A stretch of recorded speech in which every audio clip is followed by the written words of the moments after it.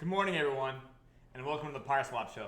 I'm really excited about today because I think we're going to move the needle forward in the type of material we're discussing on the PyreSwap show, and that's mainly to acknowledge the fact that lots of people have been with us on this journey now for 6 months just in open beta, and I think that in a 6-month period, I think that a lot of people have gotten very familiar with the standard witch game to the point that we can now kind of reveal a layer with which it can be advanced. And since I'm getting zoomed out a little bit, let me show you guys something. Look at what we got, guys.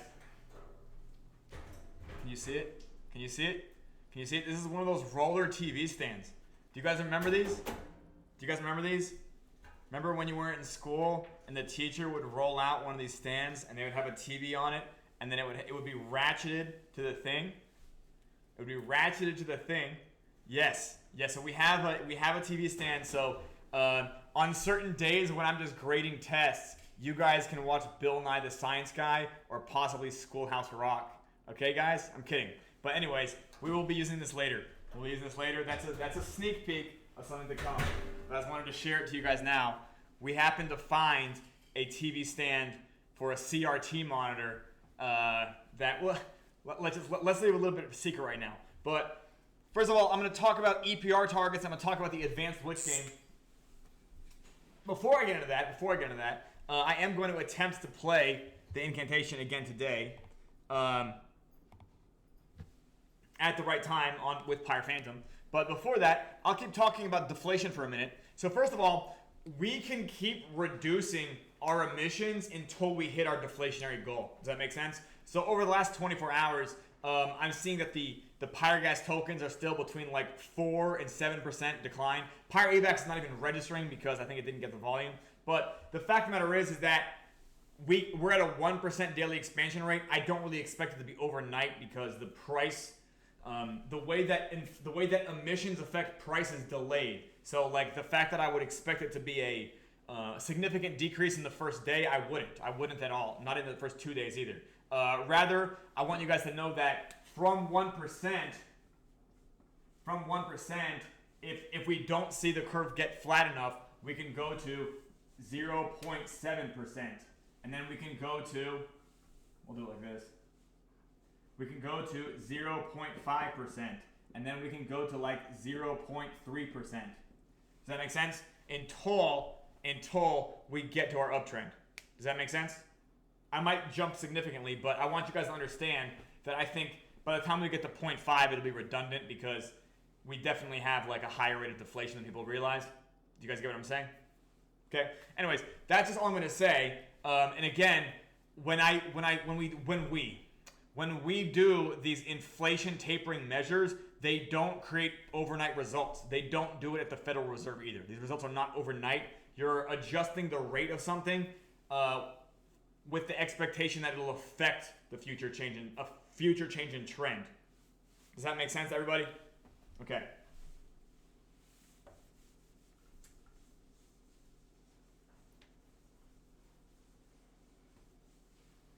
So, the witch game, as you guys understand it,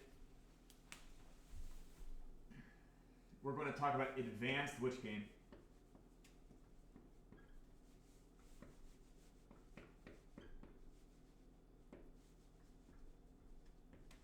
And the advanced witch game really involves adding a new layer to the witch game. And I think that a lot of people don't understand this layer, but this layer is very, very important. This layer is the human layer. I want you guys to understand something. First of all, do you guys know that Satoshi Nakamoto invented Bitcoin because he worked on it prior to debuting it?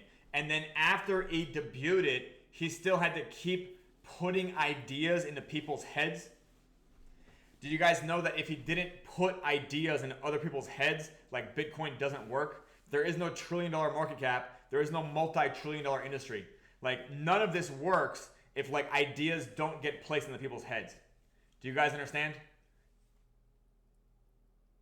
Do you guys understand? That like it is a necessary ingredient. It is a necessary ingredient. Because if you invent Bitcoin and then don't spread the idea of it, it's just you mining your own currency. There's no market development because you're not creating the de-individuation and the aggregation of players. Do you guys understand? Like the human layer, right? We talk about like the front end and the back end, right? You have the front end, the back end, the chain end, right? There's another layer on top of that. I guess you would call it like the game end, but I don't really want to call it the game end.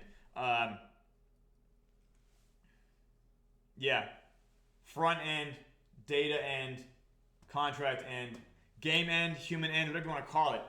The layer that's human to human matters a lot. And I want you guys to understand that Discord, even though it's not exactly a decentralized application, it was always a key ingredient in the formation of the Century Circus, and it was kind of a key ingredient in the design of how PyreSwap works. Okay? Now, communication does not have to take place on Discord. Ideally, it didn't. We weren't doing that. Or sorry, that wasn't how Bitcoin worked. Bitcoin had Bitcoin Talk, right? There was message boards and forums and stuff like that. Do you guys understand what I'm saying? But like, if the idea doesn't exist in human heads, there is no market. Do you get what I'm saying? Because like, we're not just dealing with like bots here. You're dealing with like humans and their incentives and motivations. Like what causes humans to move towards something versus what causes them to move away from it. It's not exactly a mystery. I know that not everybody can see this layer. Like your brain might not be equipped to think about this, but this layer changes the game. This layer changes the game. It's obvious to me, but when I spread these ideas to you, it will become obvious to you as well. Does everyone understand me?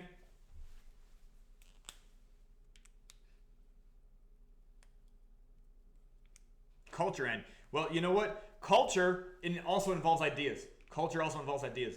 So I'm going to talk about the fact that this is a game. When we talk about the GPSE, we do mean there's factions. There are factions in the GPSE. The major factions are called witches and knights. And the factions, like as an organization, are called covens in contrast to knighthoods. Now, knighthood is not exactly the term for the organization in regular English. The word order is used. Like, so you have like the Order of the Holy Cross or the Order of St. John or whatever. But like, we're going to call them knighthoods because it's mostly an applicable term, and it kind of belongs. It kind of means like you belong to the knights, right? Knighthood is normally like the status of knighthood, but we're going to use it as like the container word for knights that are organized. Now, in order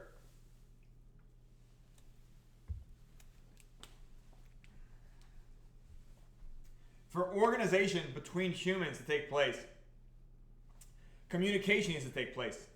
Did you guys know this? Communication is a necessary ingredient for organization.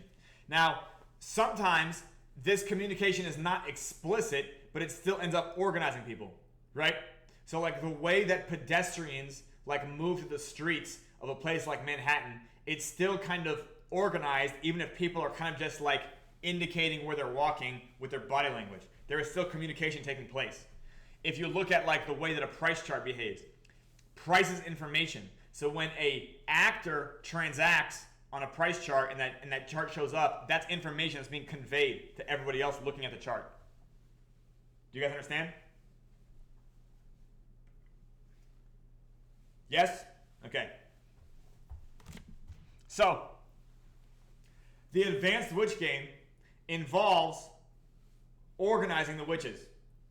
And this is done not with this perfect amount of organization, because there's levels of the witch game that are always self-serving, but rather the advanced witch game, the coven game,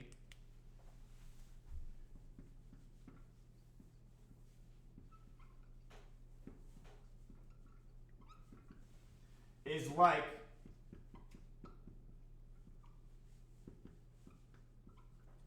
like a gentleman's agreement.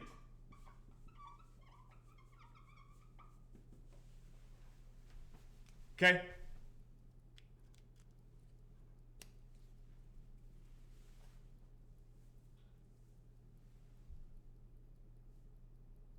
I don't understand the context of what you're saying, CJ, but it is what it is. The coven game is like a gentleman's agreement. Now, first of all, I want you guys to understand something. The witch game is already designed to create a coven whether the witches realize this or not. The incentive to create a coven is always there, but it's not always understood at the most brutalistic viewpoint of a player playing the witch game. A player just inside their own head, unable to observe themselves.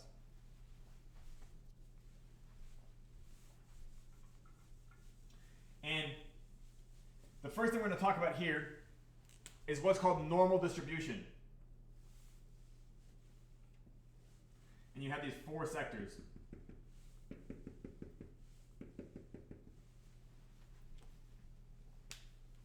So I want you guys to understand, everybody is always trying to show up last. Everybody's always trying to show up last for the purpose of minimizing their negative yield. Would you guys agree that everybody's always trying to stake last for the purpose of mitigating the negative yield? Would you guys agree? Okay, now what if I told you that in theory, when the witches get smart enough, or when I place these ideas in their heads on a stream just like now, the witches can figure out that, hey, if I think individualistically, I can try to control negative yield. But if I learn to think as a teammate, I can learn to control positive yield. Now, believe it or not, you can control positive yield to the point where you are able to offset more and more negative yield through the power of the human layer. And this is where we get into the point of EPR targets. We talk about a target. A target is not something that's just like a thing. An EPR target is something that's set and determined by the coven. Now,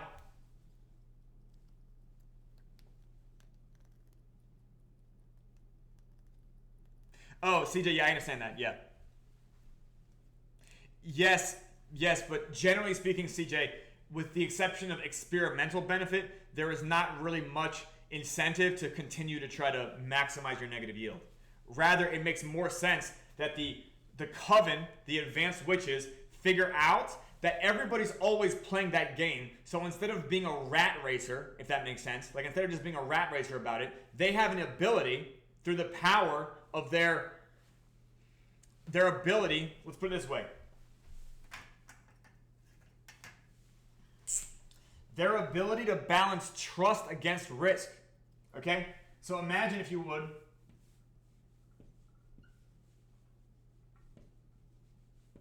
Imagine if you would a terazu. And what are we balancing here? Let me see if I can find a different color.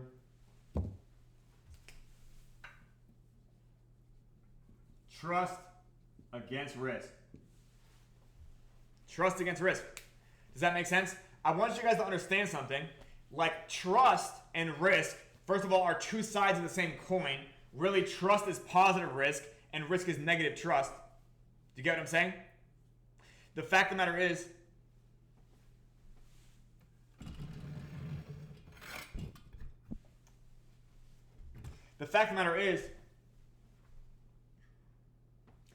thank you, Javery. It's not that deep in my opinion. We're about to go deeper. The fact of the matter is that you can always trust anyone to a degree. Right? Like there's always a degree to which you can trust someone, and there might be a degree to which you can trust no one. Does that make sense? Like it is a spectrum. Trust is a spectrum. So the fact of the matter is when the witches get smart enough and start communicating amongst each other, they'll figure out, okay, everybody is figuring out how to rat race to get the least negative yield. But what if we could figure out a way to maximize the positive yield as well? Right? Like what if we could figure out by literally communicating a way that no matter what the maximum amount of smoldering is, the smolder cap is, we can always make it so that there is positive net yield for all players. An advanced coven can make it so that there is consistent positive yield for all players at any price in any market. It requires an advanced coven. Like it requires people who understand what the fuck this game works, which is why I'm teaching it. Okay? So, in general, imagine you are a member of the coven, imagine you're a channeler, and the channelers are the members who discuss this, where they realize, okay, we can trust everyone is going to try to stake last. We can trust everyone's going to try to stake last to minimize negative yield. But what if there was a way to maximize positive yield to the point that the max amount of players can keep playing? Thank you, Fexer. Yeah, and by the way, Fexer, you're going to be, I think, you're going to be you're going to be in this group of 3 channelers, I think. Yeah, I think we will start this off at least. I think you guys, Fexer, you've been here 6 months, right? So there's no reason that you wouldn't learn the advanced witch game because you probably are one of the people who's played it the most. So, any witch, Fexer, now let's say Fexer is a channeler. Fexer does not need to know the other channelers' names. He doesn't need to know what countries they live in. He just needs to be able to understand that they're all have arguably the same goal as he does, which is basically minimize negative yield, maximize positive yield. Now, I want you guys to understand this.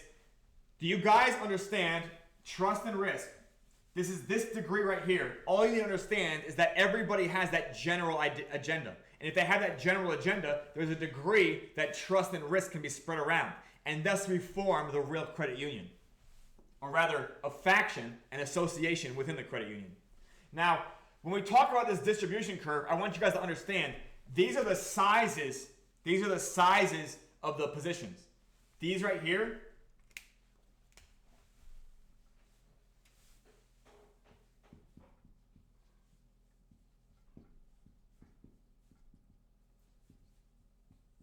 now you might not understand this, but the fact of the matter is that the majority of the benefit exists in the median. Like, everyone's always trying to stake last, right? It doesn't matter what size you are. I'm playing with like 42 cents and I'm still trying to get into the last 5 seconds. Do you guys get what I'm saying? Because when you get negative yield, it's at a percentage anyway. Do you guys get what I'm saying? Like, negative yield is a percentage. So whether you're playing with $5,000 or 50 cents, it's a percentage.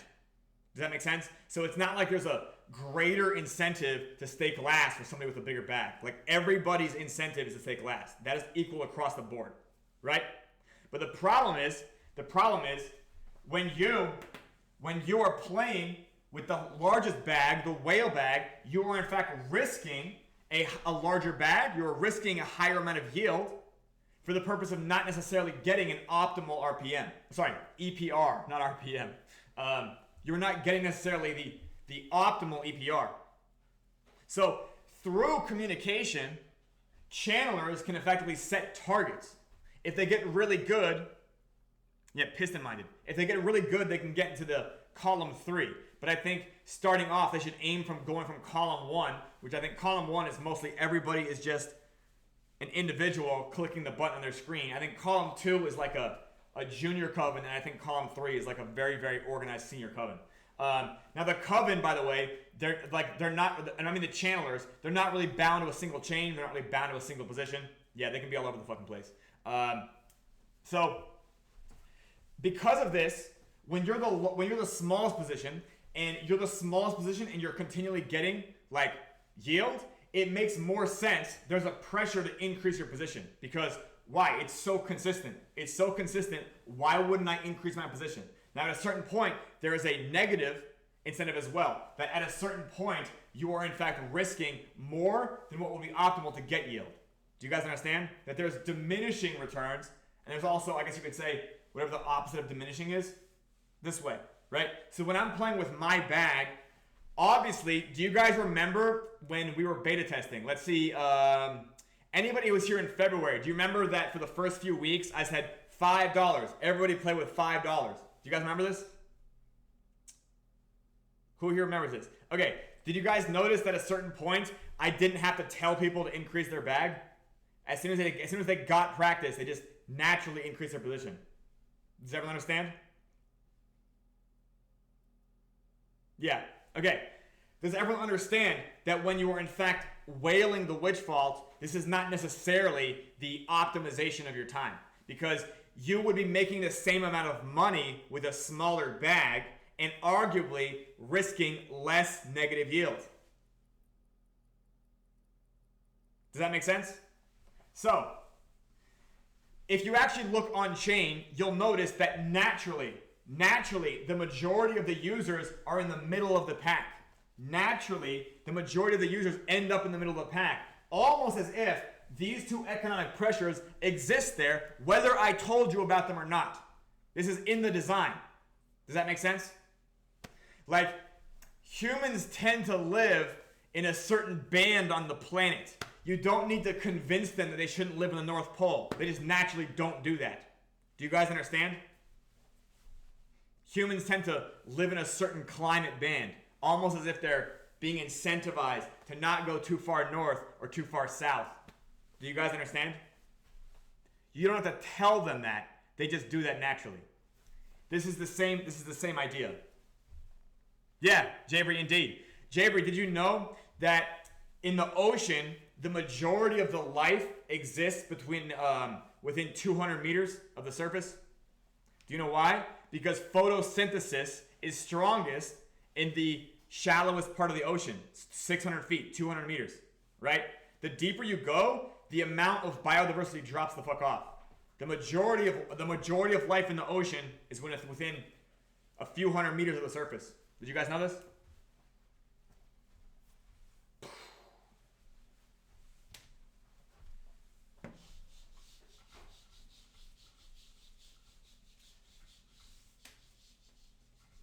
So, you have channelers, and channelers are effectively the witches in command.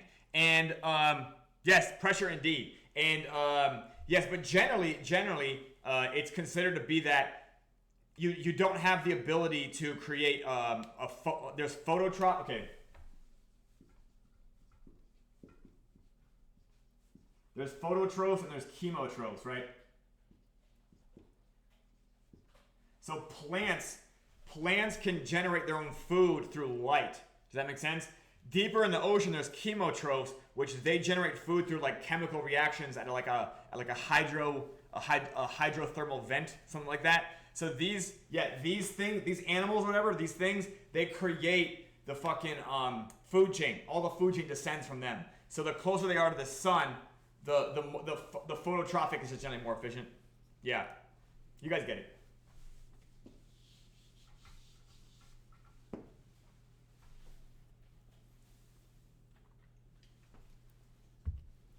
I'm not going to get into the ocean. Okay. So, now that the idea is in the channelers' heads, the channelers, let's say we pick 3 of them, and we probably will, can literally decide, okay, let's pick an EPR target. Let's pick an EPR target, right? Like, let's try to communicate this to the witch players and get them, let's assume a certain player count, right?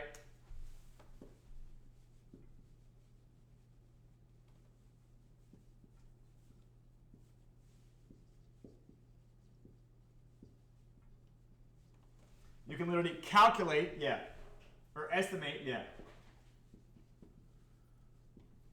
estimate pending incants.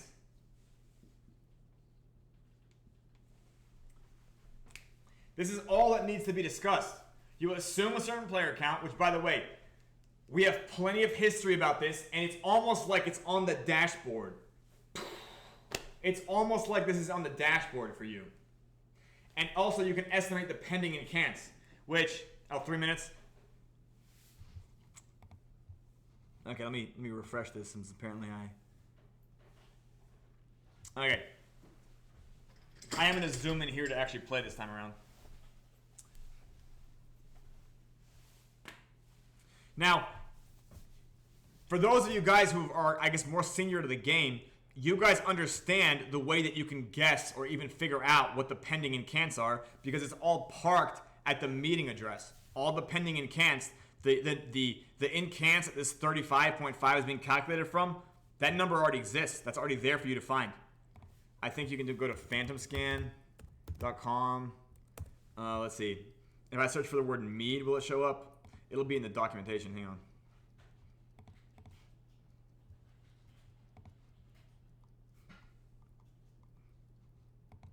There we go. Goodness gracious. It's almost like you can see that there's 12,250 Pyre Phantom waiting to get distributed. And that almost implies, that almost looks like it's exactly 35% of 34,000.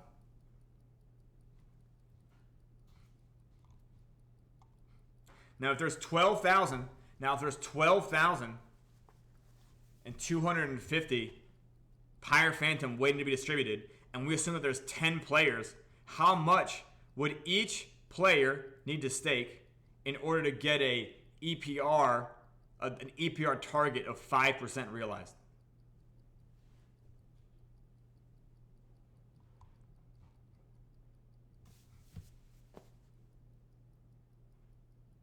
$12,250. We got 10 players. In order for a realized 5% EPR, what would the staked amounts need to be? Per epoch. 5%. I guess we can wait for the math quiz. We can wait for the math quiz until when the game is.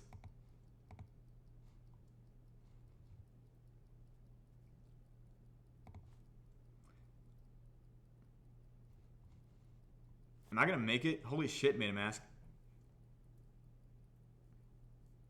I did this 20 seconds in advance. Okay, 225,000. Now divide that by 10, Alessio.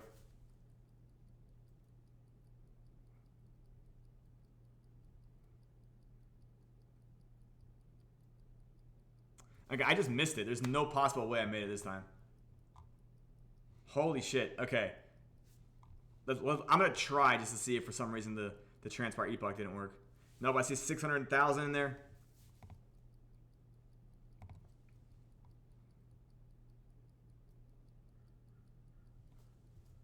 Yeah. Believe it or not, this is a really slow computer, and we actually have another computer coming in today specifically about this. I'm assuming it's just going to like reject me right now.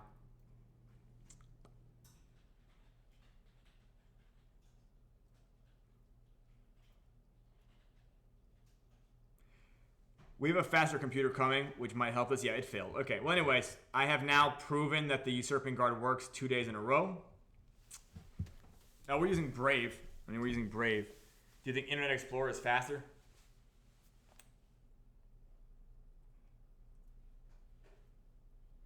Anyways, so if we have 12,000,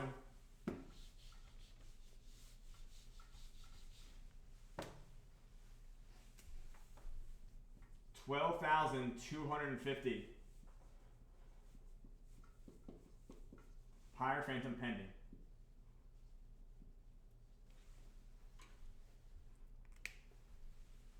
And we want people to get 5%. Yeah, target 5% EPR. Now, how did that diagram look again?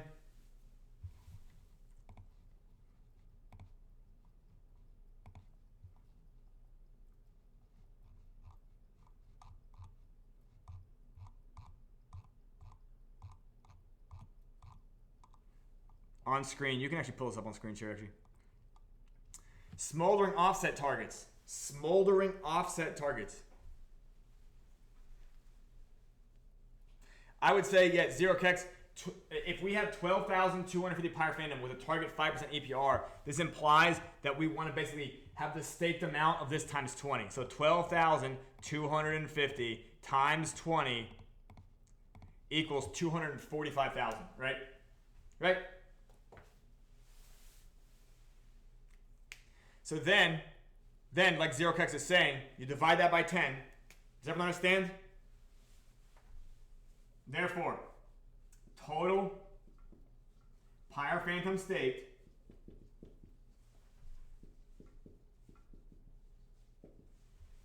$245,000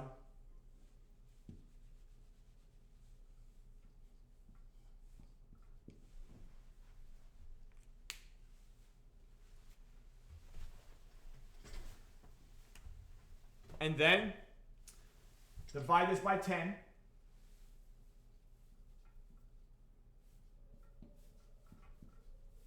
Equals 24.5 thousand. Does that make sense? Oh yeah, but technically 0kex, 245,000 divided by 10, because we're talking about like, we have to assume a total player count for the EPR. That's on the dashboard. It's on the dashboard. Why the fuck would we care? Yeah, total staked wallets, total stakes in ultimate hour, total stakes in ultimate moment. Like I made these 3 different cells, right? 3 different cells to really drive this home. Everybody understand?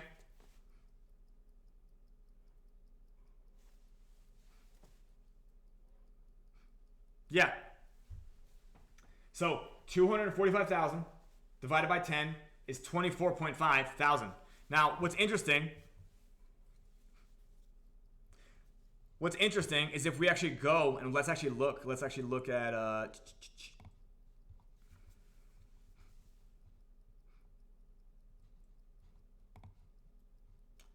and we go to smart contract addresses. Let's go to Phantom.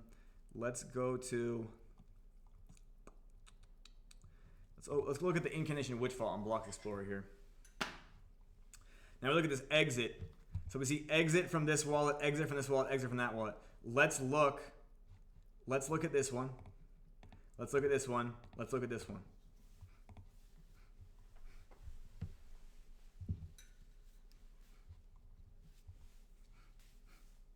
So this one exited with 103K. So we see 103K. This one is 10,000, 10K. This one, 545K. Let's look at this one. Oops, hang on, let me open these new tabs.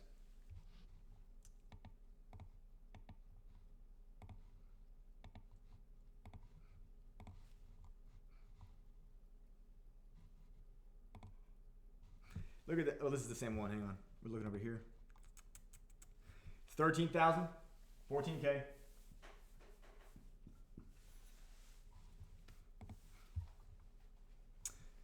$50K.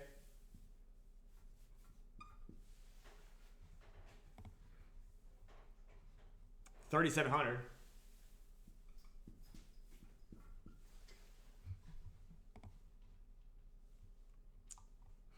I guess this is the entire player base, is it? Hang on, let me see. Do I not have these numbers?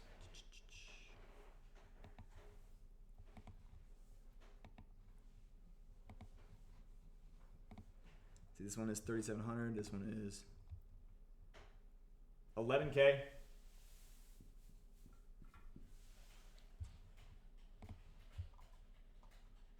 This is the same one? Hang on. Yep, same one, okay. And this one's 271K. Okay.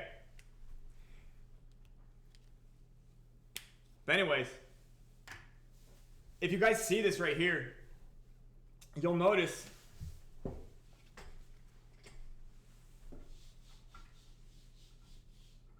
we had this 24.5. Like, again, you guys realize like a 1.17 or some shit like that. But let's say we're gonna rank these. We're gonna rank these, right, in like low and smallest to tallest, right?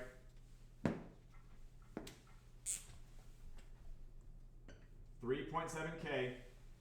Then you've got 10K. Then you've got 11K. Then you've got 14K. Then you've got, is it 50K? Okay. Then you've got 103K. Then you've got 271K. And you've got 545K. Do you guys see this distribution right here? Now, if you think about it like this, like this number here is like 2.5 times what the bottom one here is. If you look at 545 and you think about the next one here, it is like another huge jump. Do you guys see that? Huge jumps here. So let's do the percentage between these. Okay? Let me pull up a calculator for this. If we go from, I did it again. So if we go from 3.7, okay, we'll do 10 divided by 3.7. So this is a 2.7. Now I gotta change my color here. Hang on a second.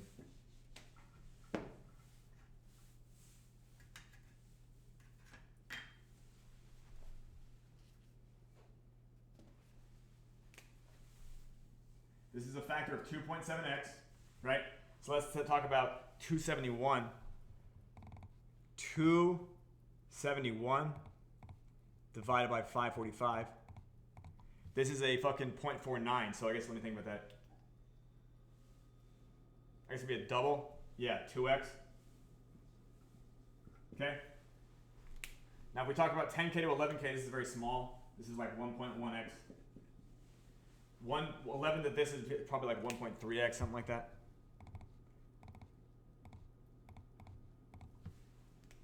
$78, yeah, so let me think, that'd be like 1.2x, something like that. Now 14 to fucking 50, this is basically a 3x. And I think this right here, these make up like the bottom of the thing, and then you end up with this middle, right? 50k to 103k, this is a 2x. Does that make sense? And then here, this is a 2.7x. Do you guys see that? Now, it's not always easy to see this in a single epoch, but you'll notice that there is this average, there is this median amount. If you consider there's 8 players here, the median right there was between 14k and 50k. Now, what did we say was going to be a good target if we wanted 5%? 24.5k. Interesting. Zero Kex, do you find it interesting that the number that you picked happens to be in the exact middle of this pack?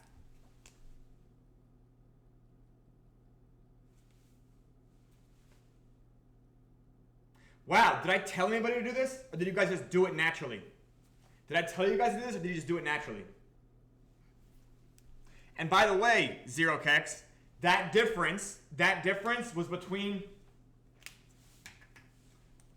That's the difference between an EPR of 1.1% and 5 fucking percent. So like the total amount of money distributed is not changed. But the fact of the matter is that these players here, to get a very, very small amount, maybe 1.17%, you have to understand that to get 1.17%, you're risking 7 smolders. Does that make sense? So if you're staked first, right, you net like 0.4 or something like that. Do you guys get what I'm saying? So of these 8 people that staked, somebody got smoldered 7 times. Now everybody got a 1.1 at the end. But the fact of the matter is somebody got smoldered 7 times, somebody got smoldered 6 times, somebody got smoldered 5 times, somebody got smoldered 4 times. Do you guys get what I'm saying? Only one of these people got smoldered 0 times.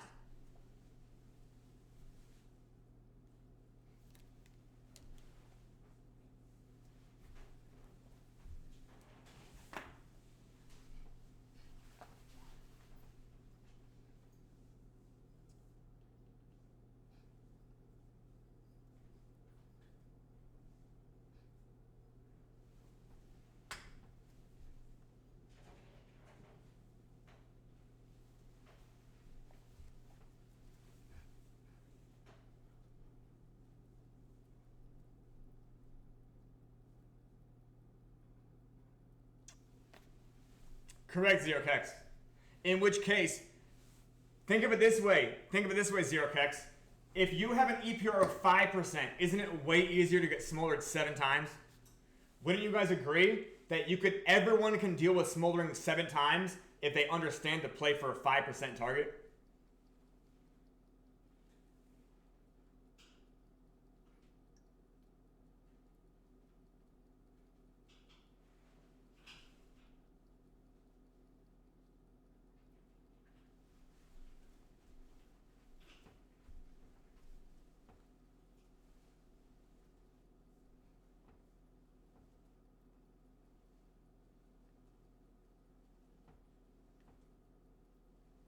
The optimal place is in the middle of a pack.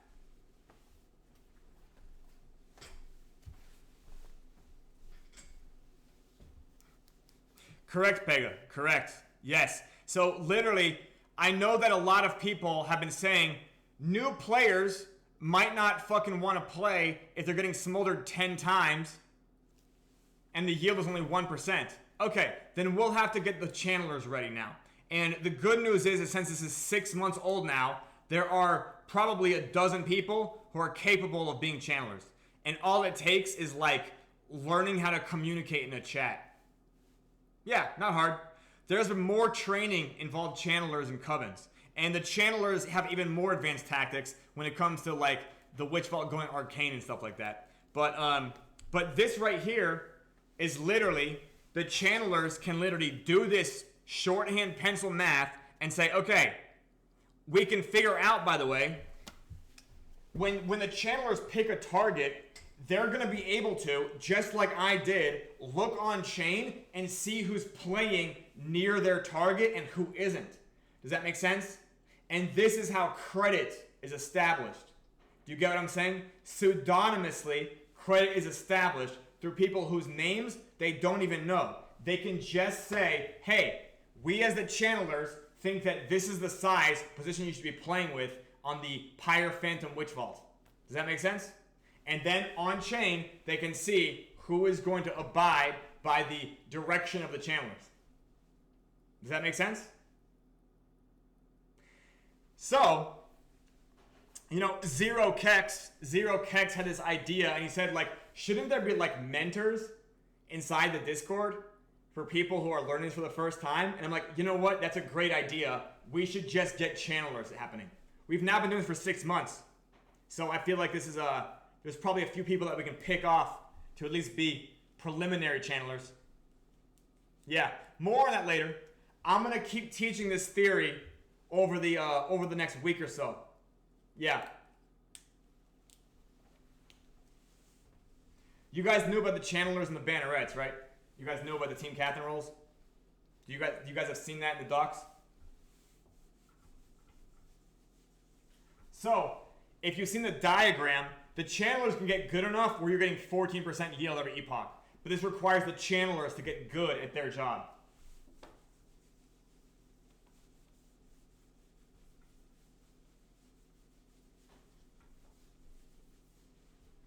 Who do you guys think would be good channelers? By the way, channelers are not troop members. Yeah, bannerets and channelers are not troop members.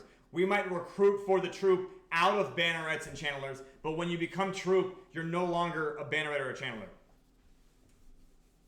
You are effectively, like, you're a managing member of the credit union. Does that make sense? Of PyreSwap itself. This is a decentralized role. You're not on Fide's team. It's your job to protect your coven and your knighthood. That's your job. And manage it and lead them to victory. But it's incredibly easy to do. Yeah. Thank you, Doc. CJ, I believe that, yeah. Yeah, in the Navy you have that too. Yeah, so when I showed up to the submarine, I had a sea dad, which was literally like just a guy who had been there for 2 years before me, and he basically, would give me directions and stuff, because the submarine is a confusing place.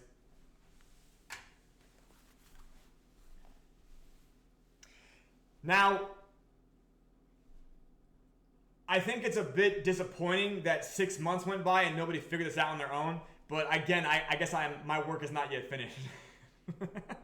You have 6 months of data to go and determine the distribution of bags. Maybe not during the $5 phase, but all that data is there for you.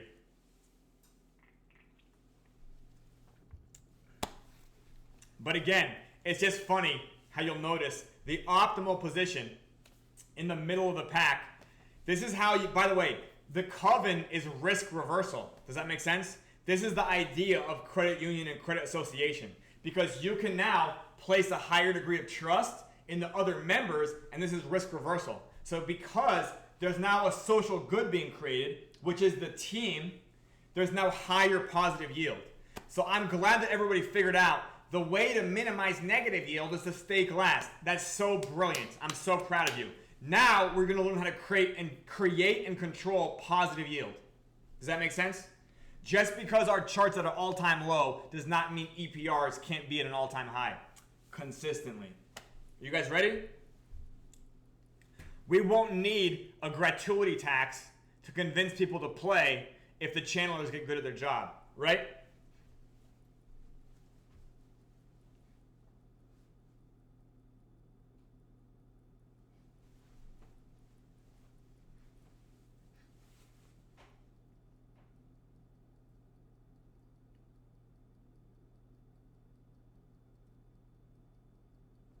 Do you guys get it? Yeah.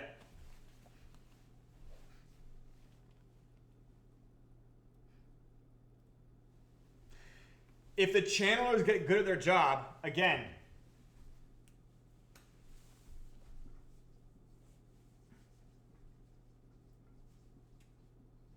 the channelers can get so good at their job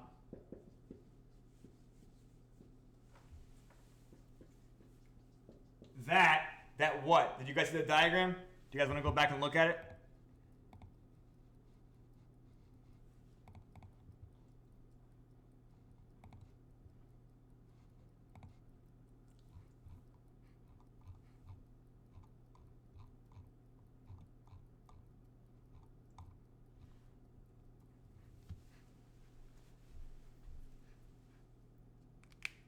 Electronic, yeah.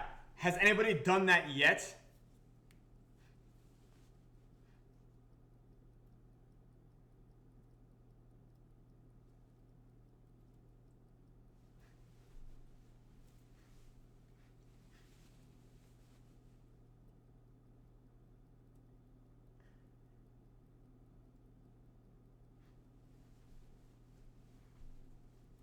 Yeah, but electronic, it's not about the difficulty of doing it. It's like, electronic, what if somebody creates a bot that just DDoSes the website until it crashes? What if somebody detonates an EMP that just crashes the fucking servers? Yeah, what if somebody finds out where I live and they just poison me in the night?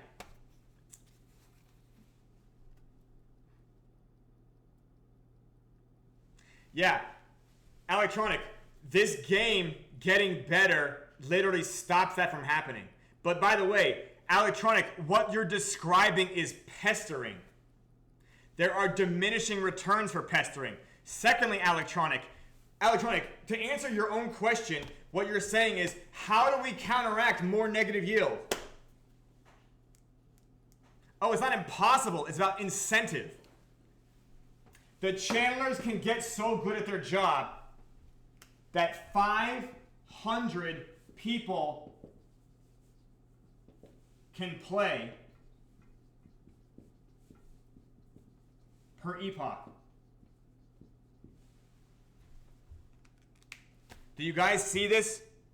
500, 10,000. This is a diagram I made for you guys. So what if somebody runs a bot that smolders 50 times? I guess the channelers have to get good at their job.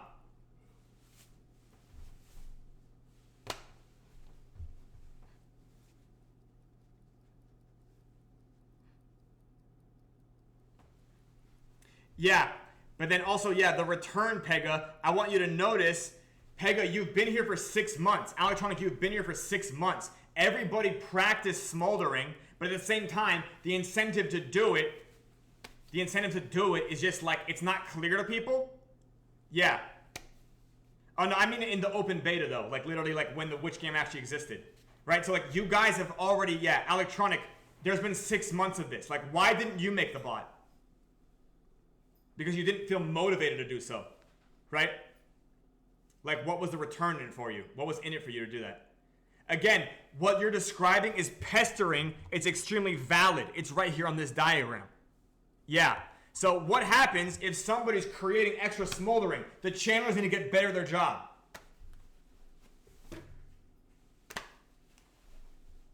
Duh. How we will offset the negative yield? By picking a higher target EPR.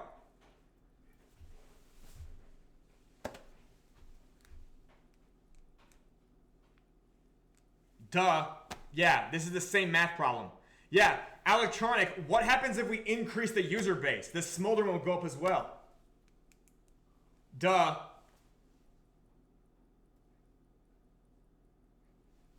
Yeah, what happens if somebody recruits 50 virtual assistants to smolder, right? It doesn't matter whether it's a bot.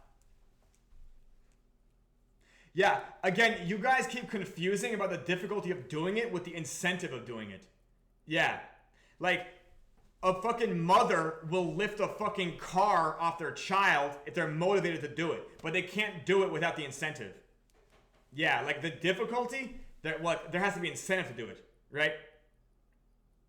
Any single one of you guys right now can build a bomb in your kitchen and then strap it to your vest and then walk into a bank and blow yourself up. Every one of you can do that right now. You can do it today. Why aren't you doing it?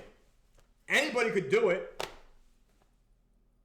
I think a lot of people, it's interesting just how completely blank like the human condition is to them. Like the human layer is just not observed. But it's okay.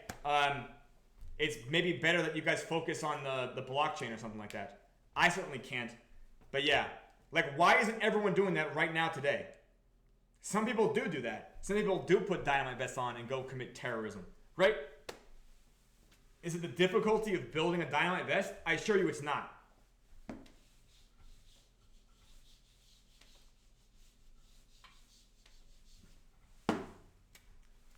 Cost, benefit, analysis. Cost, benefit, analysis. Cost, benefit, analysis. This is a decision-making process that all humans, in fact animals and plants, also engage in this. Electronic, I have zero proof that you're not a bad actor. I have zero proof that any of you are not a bad actor. Yeah. Yeah, why am I worried about this? Yeah, why am I worried about this? If the channelers get good at their job, somebody could build a smoldering bot that smolders 1,000 times and the channelers can still offset that.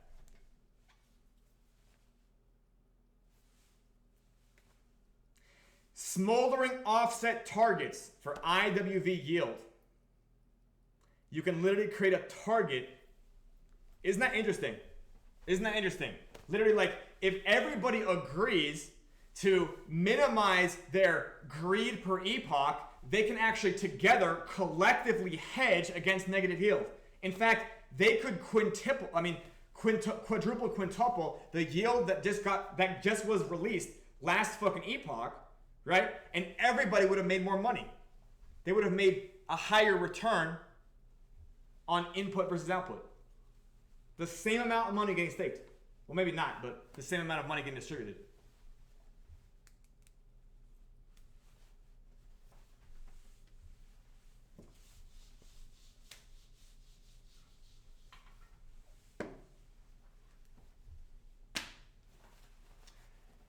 We will be getting more and more in depth about cost-benefit analysis and the channelers and the covens later on. Channelers and bannerets cannot be the same people because there is meant to be information asymmetry in this game. Meaning,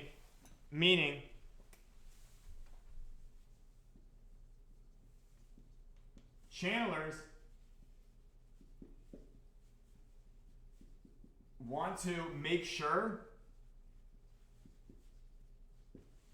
that knights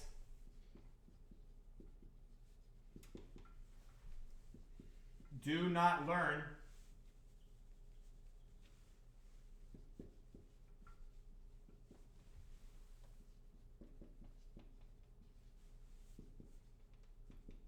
their plan. However, the good news is that until we get to TWAPs higher than 0.8, there's no real point to knights. So even though I think everybody is in like the knight position as far as like getting back to boardroom prince, the knights are kind of like not present right now. There are no knights. Does that make sense? There are not, like, I mean, the knight game doesn't really apply until the boardroom prince. Does that make sense? Yeah, exactly. Correct, Zeokex. So the channelers, witches, they also don't need to be aligned with a certain chain, which is why we have 3 chains. Does that make sense? So the knights, they have 3, okay, the bannerets, and I'll make this in a different color. Let's see. Let's use this.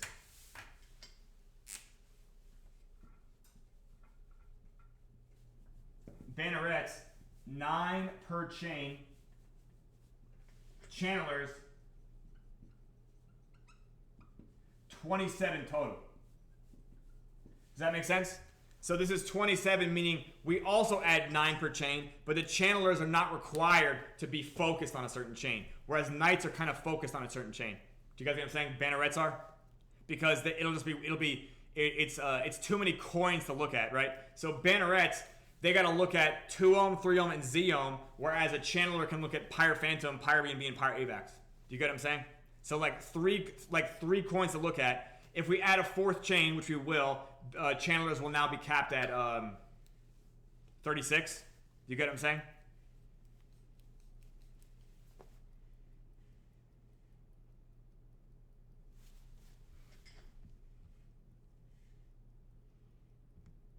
Electronic, there is no incentive of botting because someone would already be doing it. Yeah. Yeah, I don't know why you think that we need to do that. Yeah, like the incentive is that the channelers are going to get good at their fucking job.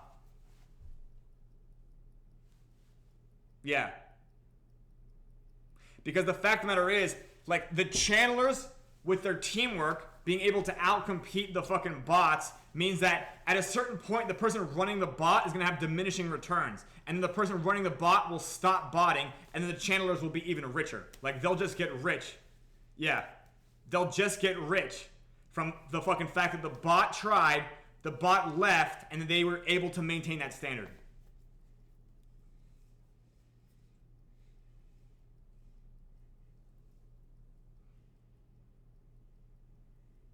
Well, CJ, the fact that we have less than 10 players, we only had 8 players this round, is the perfect time to actually implement the fucking channelers. Yeah. Yeah, Zonic, I should hope so, because the game never stops. Pega, brilliant. Pega, oh my goodness. Oh my goodness. So it's almost like they have a balancing act. Yeah, they have to stake, okay, Pega, they have to stake a small amount to maximize APR, but they also need to stake large enough where what? What are they insulating themselves from? There's a degree of trust they can't give out. Somebody whaling the witch vault, right? So they have to all agree to be in the middle of the pack. They all have to agree to be like a middle of the pack EPR. You'll notice here on this diagram that we have a third column of EPR yields, and it's 1%, 4%, and 16%. Do you get what I'm saying? So like, I don't really know if I expect the game to work with like a 700% EPR. Does that make sense? Electronic, I don't think you understand. When the game has a higher amount of players, that usurping bot, there'll be 7 of them, and they'll be usurping each other. Yeah, like I know that maybe game theory is not everybody's strong point, but like you have to understand, when you increase the amount of actors at play, you're literally increasing the amount of variability that bots are not good at botting for. Yeah. Does that make sense? Like, we're taping the usurping guard off. We're taking the usurping guard off. But we're only going to do that when the game gets chaotic enough. Because the usurping bot will fail all on its own.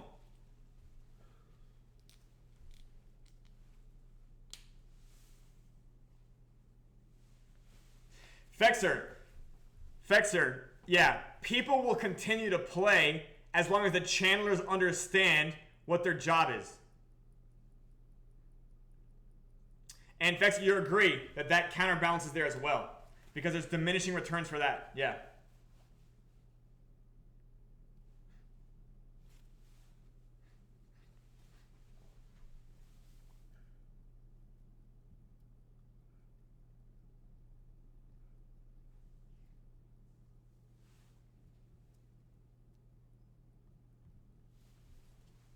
But legitimately, this is how a credit union works. Does that make sense? Like, in a credit union, you do have people that won't play by the rules. Does that make sense? Like, the channelers will give out an instruction. They'll be like, hey, everybody stake 24,000. And then somebody will still stake 500,000. And they'll be like, okay, we can figure out who this person is, and we're going to exclude him from conversations. Now, additionally, once the channelers figure out who they're shunning, they can begin... There's other things they can do to get that player to fall in line. Maybe they'll build a smoldering bot. Maybe they'll build a usurping bot. Who fucking knows? It's all on the table. Generally speaking, though, through the balance of power in the coven from the channelers themselves, they'll be able to control a lot more than you guys realize. Well, Electronic, we're going to begin training channelers so that we're able to entice new people, not only through mentorship, but the fact that channelers will get to figure out how to increase positive yield. Do you guys understand? So we're going to pick probably 3 channelers. I think channelers will be senior people who play the game. And we're going to keep training on this. We're going to keep training this on everybody. And then eventually, these channelers, first of all, channelers have a private chat in the Discord. I don't know if you guys know this. And effectively, it's their job to kind of figure out who they want to share information with and who they don't. There's another role in this Discord. Do you guys know what it's called? It's between Conjurer and Channeler.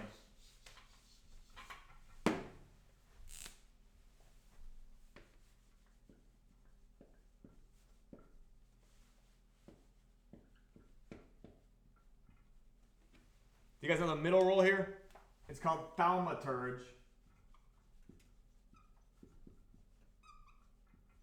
And this is a player that is, I guess you could say, they are trusted by the channelers, that they are at least not aligned with knights. However, they don't need to be a quote-unquote decision maker for the coven. Does that make sense? So, as we increase the user base, there will be an entirely other channels where channelers and channelers talk to each other, channelers and thaumaturges talk to each other, and then channelers, thaumaturges, and conjurers all talk in the general chat. Right? Everybody's a conjurer though, but that's not really clear whether or not they're aligned with maybe a knighthood. Maybe they're masquerading.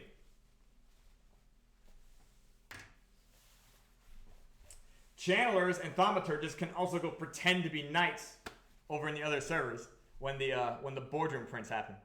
But I'm going to at least train how literally channelers using communication, and arguably, there's other apps besides Discord. Like one of them is called Beeble.io, and by the way, you can set up chats in these apps where literally you have to connect with a wallet. Does that make sense? It's literally like a Web3 chat app. And basically, in later versions of PyreSwap and the GPSE, people can do this all on their own. They can literally throw together a Web3 chat app. They can say, okay, only wallets that have this much Pyre Phantom in liquidity can enter. And therefore, they'll know, okay, everybody here is a Pyre Phantom LPer, and therefore we can keep information enclosed here about how we're managing the association. Okay, we're about an hour and 7. Do you guys have any questions?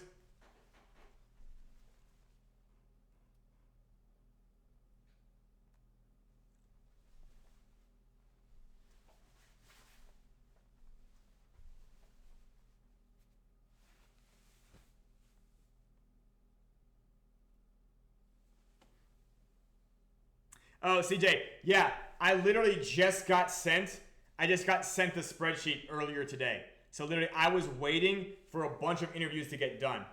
And then I literally just got sent it in a packet today. Literally like midnight last night. Yeah. So yeah, I will DM you.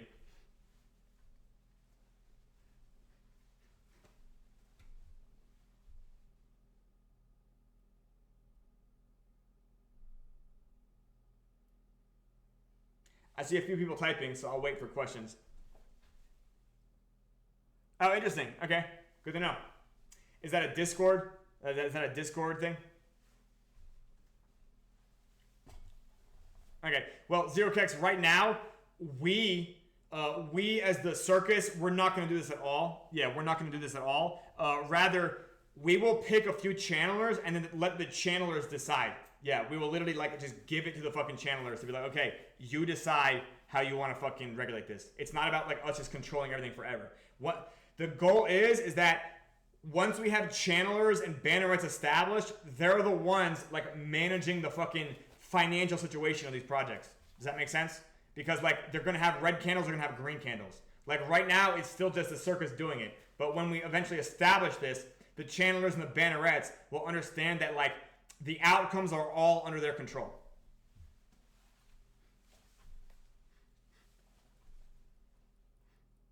Okay, No more questions? All right. Well, thank you guys so much for coming to the PyreSwap show. I'm going to do my little salute out. We'll see you guys tomorrow for a Thankful Thursday.